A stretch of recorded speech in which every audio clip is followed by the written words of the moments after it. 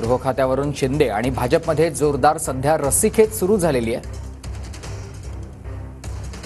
कोणाला किती आणि कोणती खाती मिळणार यावर देखील या बैठकीत शिक्कामोर्तब होणार आहे। संदीप राजवळकर माझे सहकारी या सगळ्या संदर्भात आपल्याला सविस्तर माहिती देतील। संदीप।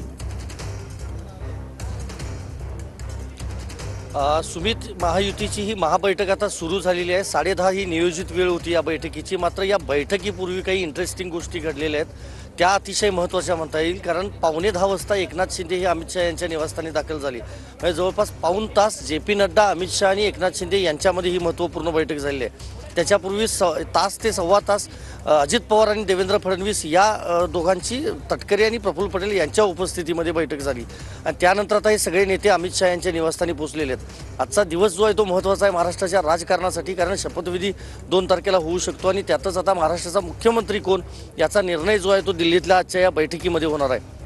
प्रामुख्यानं पाहायला गेलं एकनाथ शिंदे यांची कालची पत्रकार परिषद आणि आत्ता राजधानी दिल्लीतल्या एअरपोर्टवर त्यांनी जी प्रतिक्रिया दिली त्यातून त्यांनी हेच सांगण्याचा प्रयत्न केला की मुख्यमंत्रीपदाचा दावा मी सोडलेला आहे। पण साधारणतः पाऊण तास जी बैठक झाली त्या बैठकीमध्ये जे.पी. नड्डा, अमित शहा यांच्यासमोर एकनाथ शिंदेंनी वेगळी काही मागणी केली आहे का किंवा केंद्रीय नेतृत्वानं शिंदे यांना वेगळी काही ऑफर दिली का, हे बघणं खरं तर महत्त्वाचं असणार आहे। कारण एक राज्यपाल पद देखील कदाचित शिवसेनेला दिलं जाऊ शकतं अशी चर्चा आहे। त्याचबरोबर उपमुख्यमंत्रीपद हे शिंदे स्वीकारणार की त्यांच्या मंत्री म्हणजे इतर कुठल्या सहकार्याला देणार। तिसरा पर्याय असा आहे की श्रीकांत शिंदे यांना कदाचित उपमुख्यमंत्री केलं जाऊ शकतं किंवा कॅबिनेट मंत्री केंद्रात जे ते देखील दिलं जाऊ शकतं, अशा ह्या सगळ्या शक्यता आहेत। दुसरीकडे आता अजित पवार पोचलेले आहेत। अजित पवार या आज दुपारी खरं तर दिल्लीतल्या पत्रकारांशी बोलले। त्यांनी देखील विश्वास व्यक्त केला की भाजपचाच मुख्यमंत्री होईल आणि तेही देवेंद्र फडणवीस होतील। महत्त्वाचं हे आहे की अर्थ खातं दिलं जातं का, पुण्याचं पालकमंत्रीपद आणि राज्याचं अर्थ खातं हे अजित पवार यांच्यासाठी अतिशय महत्त्वाचं आहे। खरं तर विक्रम होणार आहे अजित पवार यांचा जर ते उपमुख्यमंत्री झाले तर, कारण 6व्या वेळेला उपमुख्यमंत्रीपद अजित पवार यांना मिळणार आहे। यापूर्वी देशातला जो विक्रम होता तो 4 वेळचा उपमुख्यमंत्री पदाचा होता एखाद्या नेत्याला मिळालेला आणि आता दादा 6वी वेळ उपमुख्यमंत्रीपदी विराजमान होणार आहेत। त्यामुळे त्यांची इतकी चर्चा नसली तरी भाजपकडून आता मुख्यमंत्रीपदासाठी मुख्य दावेदार अनेक आहेत, चर्चा अनेक जणांच्या नावांच्या आहेत। मात्र केंद्रीय नेतृत्व याबाबत काय निर्णय घेतं, कारण निवडणूक जी लढली गेली होती त्यामध्ये कास्ट फॅक्टर अतिशय महत्त्वाचा होता, ज्यामध्ये उमेदवारी देण्यापासून अगदी मतदान जे झालं होतं त्यामध्ये ओबीसी असतील, ओपन असतील, या सगळ्यांच्या बाबतीत भाजपनं एकसंधपणा साधण्याचा जो प्रयत्न आहे तो केलेला होता। आणि आता ब्राह्मण मुख्यमंत्री द्यायचा की ओबीसी द्यायचा की मराठा द्यायचा, कारण मराठा आरक्षणाचा मुद्दा जो आहे तो लोकसभेतही गाजलेला होता, विधानसभा निवडणुकीतही गाजलेला होता, तरी देखील महायुतीला घवघवीत असं यश मिळालं। विरोधक जरी ईव्हीएम बाबत टीका करत असले तरी नेते सांगताना ज्या पद्धतीनं सांगतायत की जातीचं समीकरण जे होतं ते योग्य पद्धतीनं केलं होतं महायुतीनं। लाडकी बहीण ह्या योजनेचा मोठा फायदा झालेला होता।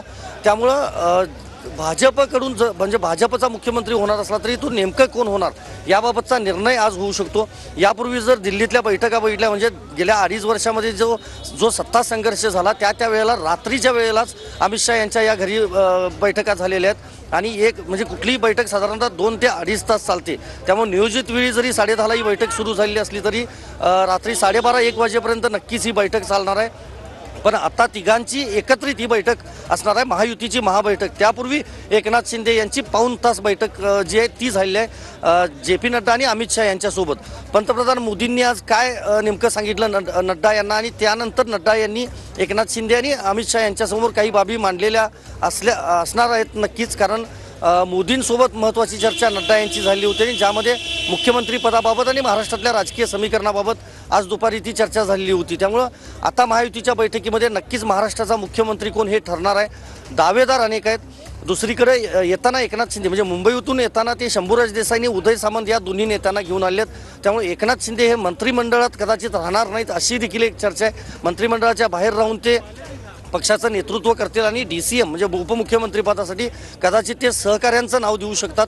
त्यामुळे या दोन्ही नेत्यांना ते घेऊन आलेले आहेत। शिवसेनेचे सगळे खासदार जे आहेत ते देखील दिल्लीत आहेत, कारण अधिवेशन सध्या सुरू आहे। त्यामुळे या सगळ्या राजकीय घडामोडी जर पाहिल्या तर अजित पवारांचं सेफ एक प्रकारे त्यांची जी खेळी आहे ती दिसते, कारण त्यांना उपमुख्यमंत्रीपद पुण्याचं पालकमंत्रीपद आणि अर्थमंत्रीपद हे जरी दिलं त्यांची मागणीनुसार तरी ते कदाचित त्याच्यावर मान्य करू शकतात, हा निर्णय केंद्रीय नेतृत्वाचा मान्य करू शकतात. पण एकनाथ शिंदे आता मुख्यमंत्रीपदाचा दावा सोडल्यानंतर त्यांच्या काही ज्या मागण्या आहेत ते केंद्रीय नेतृत्व मान्य करतं का हे बघणं महत्त्वाचं असणार आहे. काही ऑफर्स दिल्या जाऊ शकतात. मी सांगितल्याप्रमाणे राज्यपाल पद जे आहे ते शिवसेनेला कदाचित दिलं जाऊ शकतं, कारण ज्यावेळेला राजस्थानचं राज्यपालपद दिलं त्याच वेळेला शिवसेनेतल्या काही नेत्यांची चर्चा होती.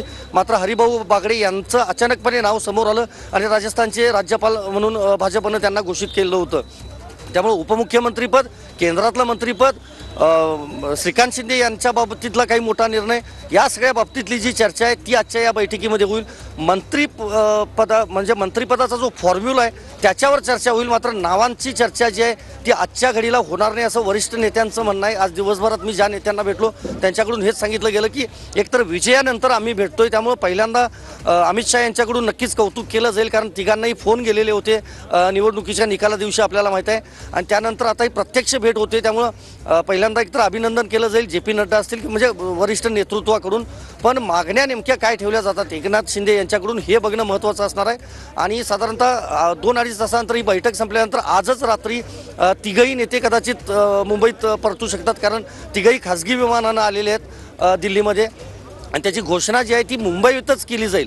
म्हणजे जरी लोकसभा निवडणूक किंवा विधानसभा निवडणुकीच्या वेळा काही घडामोडी दिल्लीत घडलेल्या होत्या, त्याप्रमाणे आजची जरी ही बैठक दिल्लीत होत असली तरी जी घोषणा आहे ती मात्र दिल्लीमध्येच मुंबईमध्येच होऊ शकते. त्यामुळं काही वेळ आपल्याला वाट बघावी लागेल.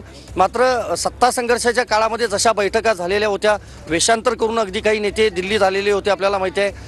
हे सगळं सरकार म्हणजे महाविकास आघाडीचं सरकार पाडून नंतर जे काही सरकार स्थापन झालं होतं आणि अजित पवार त्या नव्या सरकारमध्ये देखील स्थापन झाले होते. हा सगळा जर घटनाक्रम पाहिला नक्कीच संदीप, मी तुला थोडासा थांबवतोय तर